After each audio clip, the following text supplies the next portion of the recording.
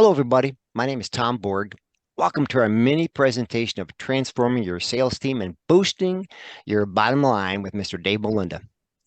After 30 years of running his own company, growing it to 10 million in annual sales and selling it, Dave realized that his true passion was helping companies thrive by overcoming their natural tendencies to retreat, not talk about the hard stuff and spin their wheels on the wrong things. His current company, Positive Polarity, is a Midwest business coaching firm that acts as the opposing force against the easy way of doing business, the way it's always been done, with a positive and encouraging approach.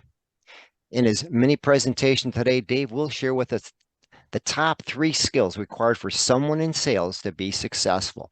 Dave, welcome to the program. Hello, thanks, Tom. I appreciate that. Who in the world doesn't want to boost their bottom line? I mean, I don't know if we would ever run into anybody that would not want to boost their bottom line. And so often it comes by transforming your sales. But we want to look at this from a different perspective today, and it might be one that you haven't really looked at before. So just kind of bear with us here. As Tom mentioned, I own a company called Positive Polarity, and happen to be an Amazon #1 best-selling author, and also have had the honor of introducing and working with over 100 different guests on my Positive Polarity podcast. And we are actually in the top 5% of all business podcasts in the world. So we're super excited about that, and just honored and humbled to keep learning from different people. So right now, for the people that are watching, you're sitting in probably what you would consider your comfort zone. But you jumped on this call today because you want to acquire a new skill. Maybe you want to set new goals. Maybe you want to, deal with challenges that are going on currently in your business. So look at the screen and look at the difference between where you are and where you want to be.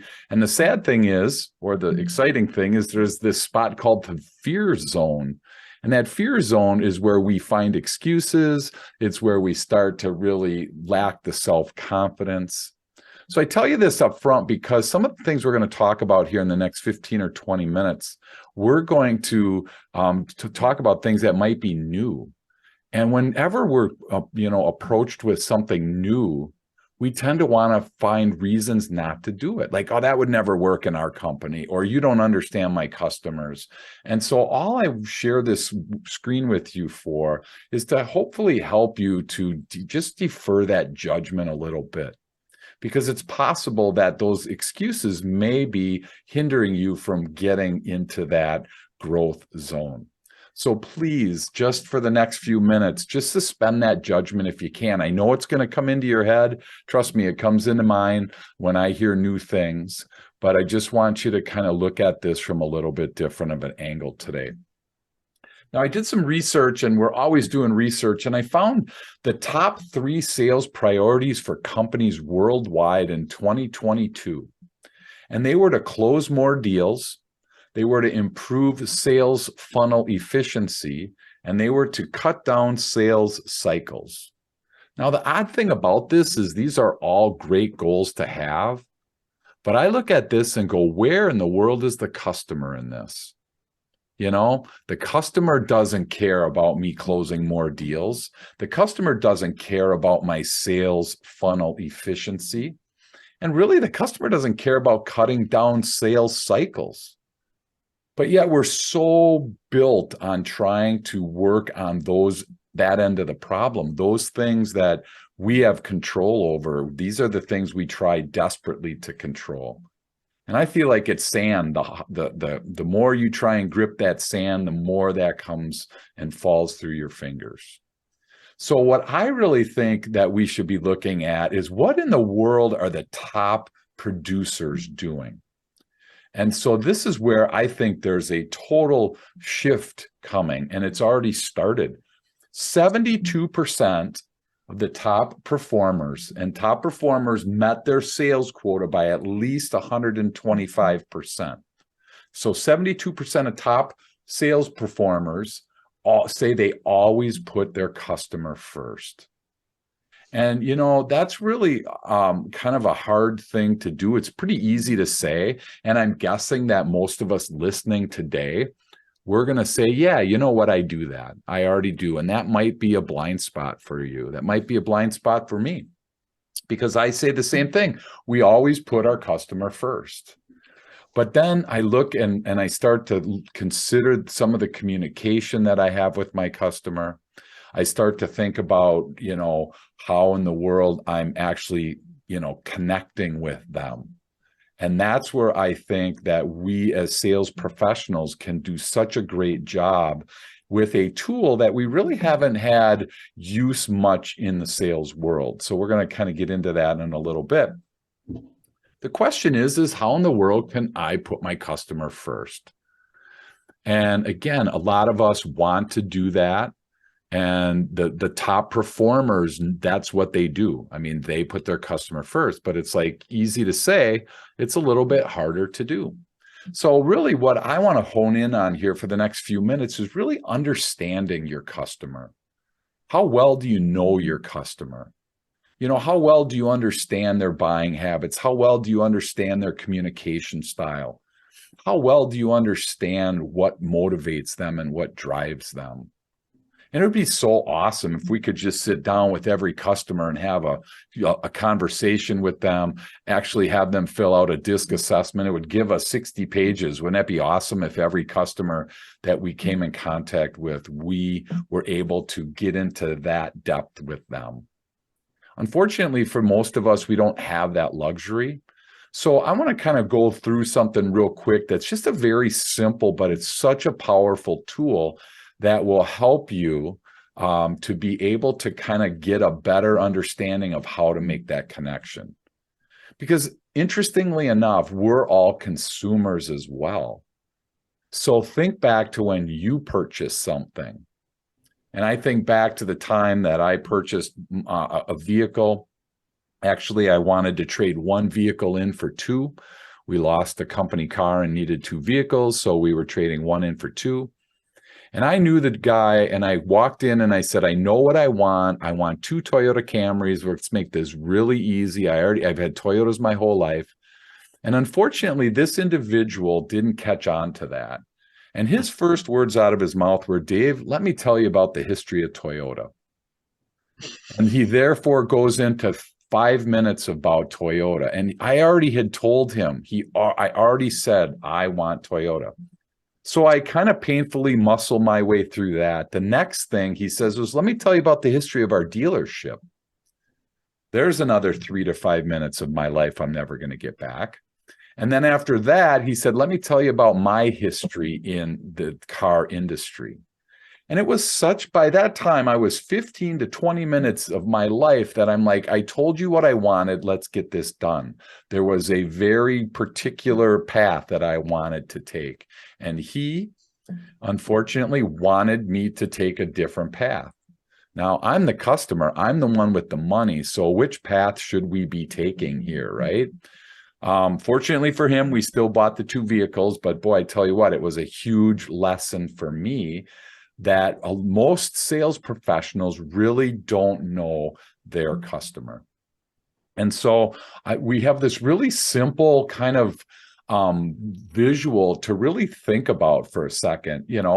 I happen to fall in the red category of, I want to do this now. I know what I want. I know the only thing I didn't know was what colors you had on the lot. I wanted two Toyota Camrys, super easy. I wanted to do it now. And you know what? That guy had no interest in understanding where I fit in this scenario. And so every customer that we come in contact with, whether in person, on the phone, on email, on text, however you communicate with your customer, they all fall into one of these four. And the sad thing is we as sales professionals, and I'll include myself in there, we all have one of these that really speak to us. And we tend to stay in that box. And we tend to stay in that quadrant. So if I have somebody that is a let's do it now person, and I'm thinking about now is not important to me, I'm in the yellow, let's do it together. And I try and prolong the sales journey, just like the guy from Toyota did for me. we misfire. We don't connect with each other. And that's a real challenge, because I don't want you as the sales professional to get stuck. And I don't want you to be the reason that somebody doesn't buy from you. I mean, it's hard enough with all the competition we have. It's hard enough with all the different distractions that are going on in the world today. I don't want you to deliver your message the same way each time. And I think that's what's really unique, is in all the sales training that I've done, in all the trainings that I've coordinated and actually done the training on, people want a path. They want a process. They want an A, B, C, D type of scenario. And I totally understand that. The problem is that everybody sells and buys a little bit different. And again, we're all consumers. So we've all been in a situation where we wanted something one way, and that particular sales professional wanted it a completely different way. And that can be very uncomfortable. Again, I didn't need to know the history of Toyota. I was already sold on Toyota. I didn't need to know the history and the feed and all the background information about that particular dealer. I was standing in their facility. I had money in hand. I had a car in hand. This is the car I want. I wish he would have said, hey, great, thanks, Dave. Give me the keys. I'll tell you what the cost of the value of the car you're trading in is. Let's go pick two. That would have been such a great way to handle that. But most of us have a way that we sell, and I'll date myself with this, but some of us were back where there was like a little, laminated, almost like a checklist, where it was like this little sheets, these sheets that you would show, and you couldn't deviate from that. Well, today you have to deviate from that, because we've always had people in these boxes. It's just becoming that much more important that the customer needs to be placed first. And the easiest way that I can really say this is that imagine if each one of these was a different language. If I would have walked into that Toyota dealership and I would have said in English, I need to buy 2 cars. The way I feel, that guy responded in a language that I didn't understand. If he would have been speaking Italian or Russian or Polish or some language that I didn't understand, how long would it have been before I raised my hand and said, hey, I don't understand what you're saying? I should have said, please stop and show me where the color choices are. But I tried to be nice to the guy. I tried to fit in. I tried to be accommodating. But really, in my mind, I was getting more and more frustrated. And we just don't want your sales prospects to get more and more frustrated as they go through a presentation, whatever that looks like. So the whole goal here is to really think about how to acclimate your way to their way. And I think that's what's so important here, is each person has a different way of doing this. And, you can talk about somebody in the blue quadrant. They're kind of an engineer-minded person. They're the ones that in that same car dealership, they're going to want to read that proposal. They're going to want to read that contract. And I was training somebody in this, and a kid bought his first car, and he was a carpenter, and he was in disc training, which is what this is. And he said that my first car was so excited. He said, I went to the dealership, and he said, I read that contract not once, but twice, every word. And I'm just like, oh my gosh, who does that, right? Because I'm thinking, I just go to, where do you want me to sign? I'm not going to read that. That's the way my personality was. To make matters more interesting, he then took that home and had his dad read it all the way through. So here's somebody that bought a car that had 3 times read that contract. They're in the green or in the blue box. Let's do it right. And there's me going, I don't care about that. Where do I sign? Let's just get this done. I'm in the red box. Let's do it now. And neither one's right or wrong. We have to be very careful not to prejudge and think that we're better our way. And if I'm selling to somebody, if I'm in the do it now box and I have to sell to somebody in the blue box, I have to realize that I have to tone down. I have to slow my pace. They're more methodical in their thinking. They're more, regimented in their decision making. And I just have to find ways to be able to acclimate my way to their way.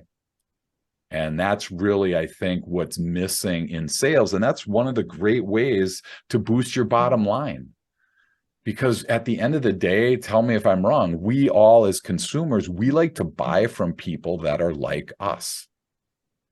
And the people that are like us are in the box like us. And they understand that they may not be in that box, but they have to acclimate their way. It's almost like being a chameleon, where I wake up in the red box. I wake up and I'm driving to work and I'm red. I'm like, let's do it now. Well, if my first call or my first customer or my first email is yellow, I got to become yellow. Now, as soon as that call's done, I can go right back to being red. So it's not like we're asking you to change who you are. We're just asking you to acclimate your way and do a little bit of investigation and try and understand where people fit when it comes to that. And the only other thing that I'll say today is that we buy from people that we trust. And we want people to trust us. Well, the interesting thing is each one of these quadrants trust something different. And we will get into this in a greater detail in March when we go through this. But just remember that each one of these trusts something different. And if I think that because I'm a certain way, that you are that way as well, and we misfire on that, we're going to really be challenged in our connection. And the funny thing is, as we wrap this up today, the funny thing is that in my travels around the country for years and years, I've noticed that pretty much the average sales professional, they close somewhere around 20 to 30% of their deals. So for simple math, let's just land in the middle and say they close about 1 in 4. Now, super simple math again, 4 people, if one of each of those are one of those colors, we tend to close the people that are in our quadrant. And so one of the ways to transform your team, one of the ways to boost your bottom line is to jump outside of your quadrant and start really doing well with other people outside of your quadrant. And I've traveled with enough sales professionals where it's super easy for us to blame the customer. I'm so glad I didn't get that order. Oh my gosh, they're such a pain. They're not like me. They didn't hear me. It's always them. And all that we're trying to do here is in your transformation, is take some responsibility and take that responsibility and understand that there are more than one ways to buy. And there's more than one way that your customer needs you to be. And it's not always the same. And it's not always going to be the way you want it to be. Because at the end of the day, the customer is placed first. And when they're first, they drive the ship. And when they drive the ship, they tell you where to go. And that's what we're trying to do here. And so the last piece here is a lot of people tend to wonder where in the world they are on that. So what we're doing is we're offering a free piece, a free get to try it assessment. Where do you fit? You want to find out which one of those 4 boxes you fit. Well, you just get your phone out and you scan that QR code and it's going to take you to an assessment. And the cool part is it's also going to say, can you sell? Because we've all been in interviews where people say, oh my gosh, I can sell ice to Eskimos. So we hire them, they start going, and it's like, man, you can't sell a hot dog to a starving man. What happened? Right? And so that's where we love using science to be able to really do a great job of understanding the candidates. But let's start with you. So click on that, take a picture of it. It'll take you to an assessment and you'll have some enjoyable time learning more about yourself. So I can't wait to continue this conversation. And, again, reach out if you have any questions in the meantime, but looking forward to digging into this even more on the beginning of March. That's fantastic. Thank you for sharing your perspective on that, Dave. Do have just a couple of questions for you. Sure. So the first one is, I was wondering if you could tell us a little bit about the history of Toyota. Good one, Adam. I tell you what, thanks a lot, buddy. That was awesome. I just wanted to see you smile. That's anyway, awesome. That was perfect. Yeah. So one thing that I did want to know about was, as you're working with sales teams, or when you start working with a group of individuals, sure. What are some of the most common kind of aha moments that you see with the group when you are getting them comfortable with this idea of applying DISC or behavioral science to their clients? Yeah, absolutely. I mean, the aha moment comes when they start to realize all the deals that they missed because of themselves. And again, that's why I said, isn't it easy for us to blame other people? We can blame the government, we can blame the weather, we can blame the competitor, we can blame the customer. I've heard them all. Yeah. And the reality is we can do that, which is fine, but I would much rather take responsibility, look inward and go, where in the world did I miss it?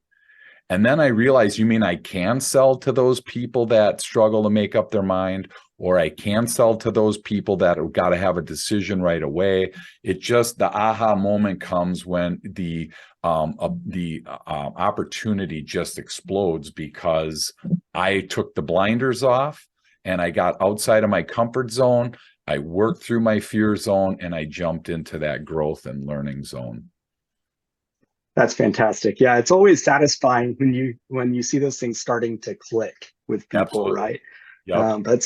Otherwise, it's all the road not taken. We can reverse justify anything as humans. We're very, very skilled in that art. Absolutely. Yeah. And unfortunately, the last time I heard, none of the excuses that I've used, the bank doesn't accept in exchange for. So I can't go to the bank and say, man, I had a bad month because of this, and this. They aren't like, oh, Dave, don't worry about it. You don't need to pay your mortgage this month. Hit us up next month. I mean, that's the thing, is in sales, we are in control of our own destiny. So let's make as much control. Let's transform that and boost that bottom line as much as we possibly can. Yeah, thanks. That's a really valuable perspective. Yeah, excuses are not worth very much in monetary terms. Absolutely. To be sure. Well, thank you so much for sharing with us your time and your intelligence and your energy, Dave. For sure. This is one, for those of you who are watching the recording of this is one in a series of videos where our presenters for Talent Quest, coming up in March of 2023, are giving us just a snippet, a tiny slice, right, of the goodness that is to come. So if you're watching this, feel free to reach out to Dave for more information about what he's talking about. Also, go to our Talent Quest page, which we will include the link here in a bit, and check out the other speakers that will be there. We're covering a lot of different uses for assessments, how to combine them in different and interesting ways, and giving people really a chance to explore their applications in a way that is difficult to find, not very accessible in other formats. So thank you, everybody, for your time today, and we'll see you next time.